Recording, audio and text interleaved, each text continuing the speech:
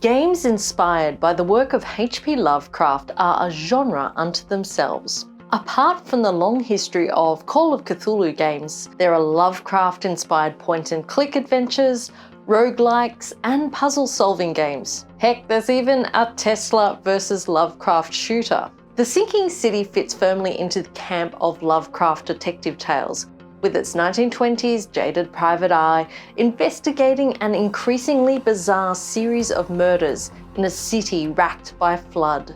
But what could have been a great detective game is bogged down by clunky combat, fetch quests, and a general lack of finesse. It's a shame because the main storyline is an interesting riff on the Cthulhu mythos and the city's underworld. If only the game had focused on the detective elements, because the environment design and the story it does tell are intriguing. So The Sinking City is about former Navy diver and current PI Charles Reed, who finds himself in Oakmont determined to uncover the source of his terrible visions. He soon becomes embroiled in local politics between gang members and upstanding citizens, with relations between humans and the fishy-looking Innsmouthers at breaking point. Cosmic horror fans will quickly pick up on many of the references, especially when Johann Vanderberg shows up in a yellow suit. He might even be a king in yellow. There's also references to more obscure Lovecraft stories, such as local light Robert Throgmorton, whose ape-like appearance is straight out of Facts Concerning the Late Arthur German and His Family. As with all classic hard-boiled tales, what seems like a simple case of an abducted son leads to a far more sinister story, where the entire city is threatened by cosmic forces. Like many of the Call of Cthulhu games, coming face to face with the mythos is a matter of survival. You can never truly eliminate the threat of the Elder Gods. Where The Sinking City works best is in the detective work players will need to undertake to complete quests. You'll need to surmise conclusions from multiple clues and make choices as to who is correct using the Mind Palace. The game doesn't hand answers to you on a plate. You'll need to think long and hard, as well as use your sense of observation as a gamer to make good choices. But these key choices usually only affect the outcome of the chapter, and each chapter works as a small investigation within the larger story. As you find clues, you'll need to mark these locations up on the map or do proper detective work by tracking down addresses using the many archives across the city. This was one of the best aspects of the game, one that many detective games could learn from. Detective games that don't actually require detective work are one of my all-time pet gaming peeves.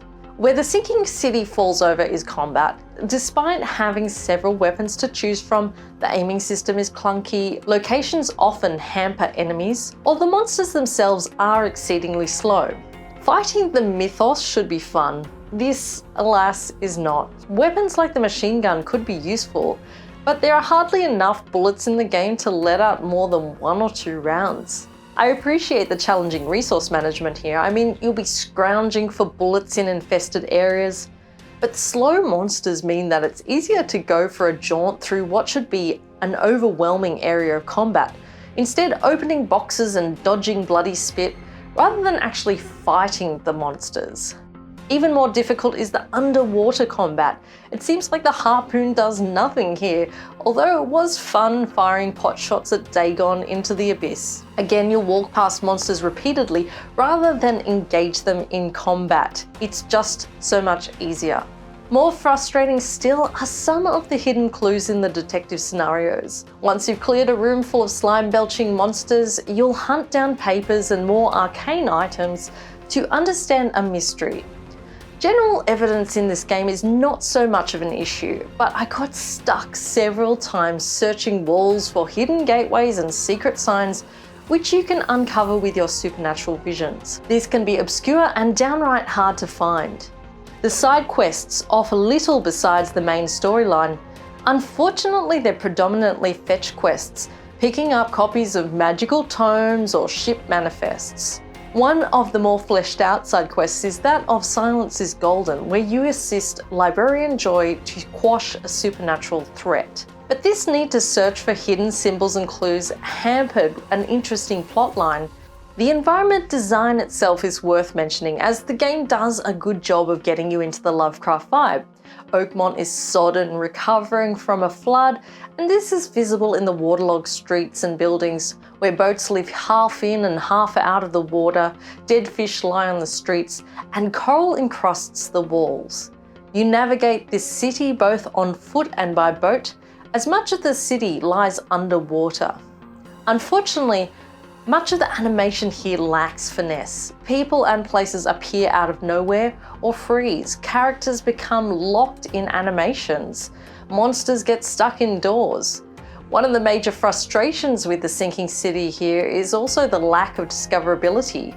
Often you happen across locations that are open, but contain no clues. There's no reward for curiosity, as clues are only triggered when the previous part of the investigation has been completed. There's a movement in recent games for more discoverability in quests, and I really love those that appear as you traverse the map, and it rewards a sense of curiosity. I would have liked to see more discoverability integrated into the sinking city, rather than having to trudge through every clue before you could proceed to the next one. Likewise, if you figure things out too fast and jump ahead, locations won't unlock and you'll need to go back to the previous place to finish every single clue. As an open world game, it feels remarkably closed world. Part of the fun of open world gaming is exploring and uncovering. Yet here there are a few buildings to enter that aren't part of larger quests. Secrets can only be accessed through linear storylines.